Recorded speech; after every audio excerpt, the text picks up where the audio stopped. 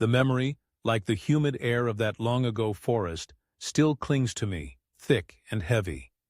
My youngest cub, a strapping bear now, a senior in the great den of learning, recently asked me for funds for a spring journey to the sun-drenched southern shores with his pack, a request that, while seemingly innocent, stirred up a tempest of recollections, memories I'd long buried beneath the weight of years and responsibilities.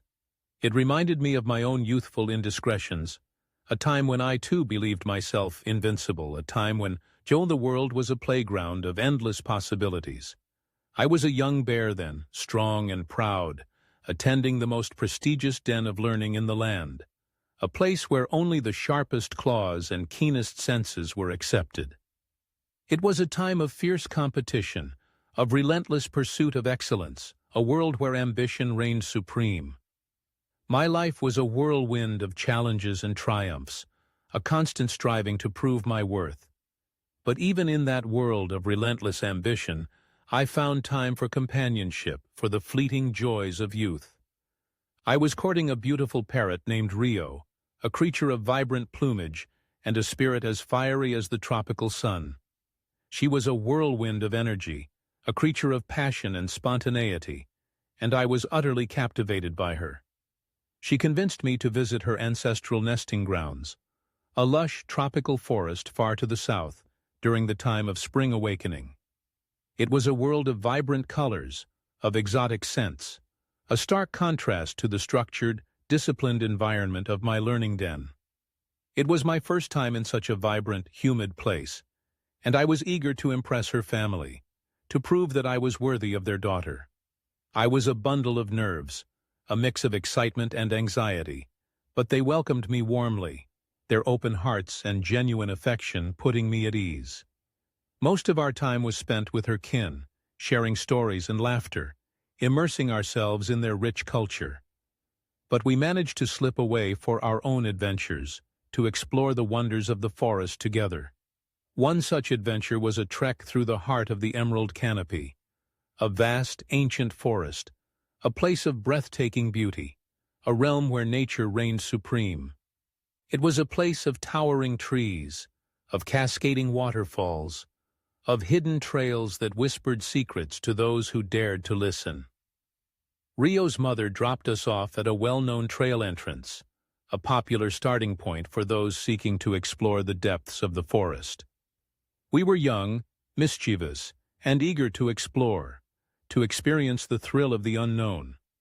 We packed some fermented berries, a treat we'd acquired from a local market, and set off, ready for a day of adventure. But our plans were quickly thwarted. The trail we wanted to hike, the one Rio had described as a hidden gem, was closed, blocked off by fallen branches and warning signs.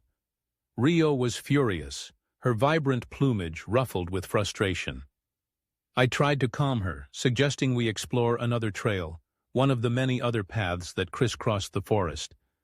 But she insisted this one was the best, a secret paradise, a place where the true magic of the forest could be experienced. I knew arguing was futile, that her stubborn streak was as strong as her spirit, so I asked what she wanted to do. She suggested we ignore the signs and venture down the closed trail anyway. I was rebellious in my youth, a creature of impulse and daring, so I agreed.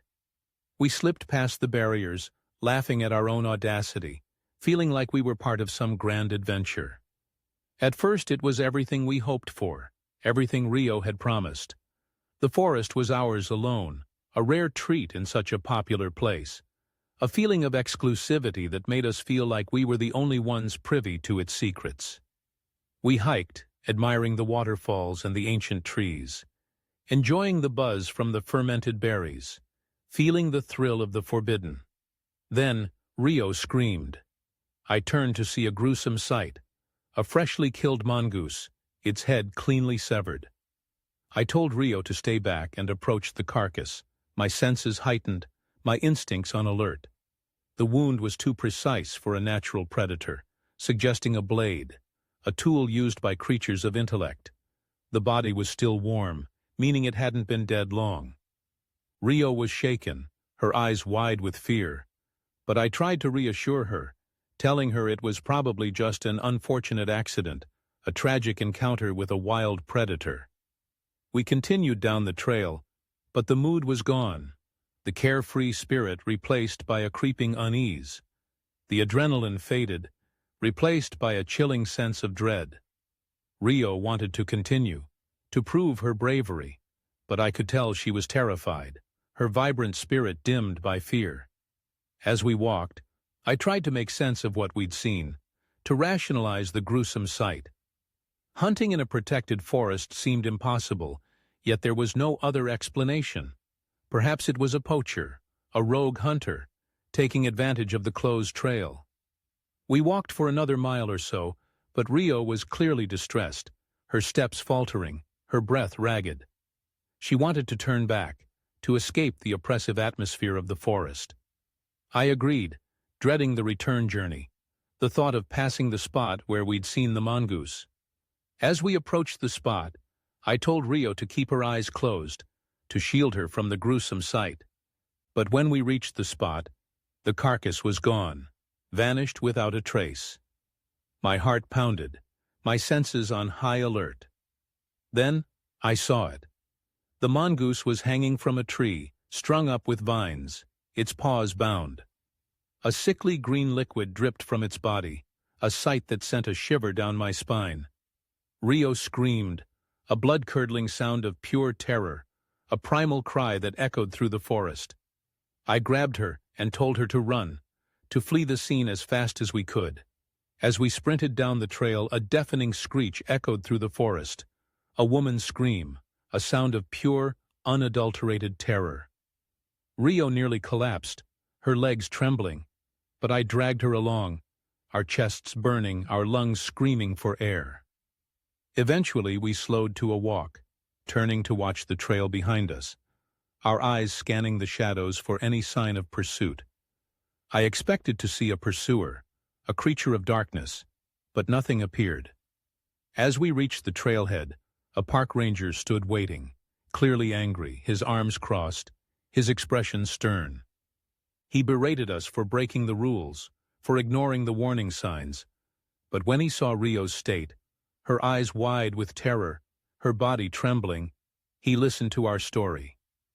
He took us to a ranger station, where we repeated our tale to a supervisor and then to the authorities. Rio's mother arrived, and we left, still trembling, still haunted by the screams and the gruesome sight.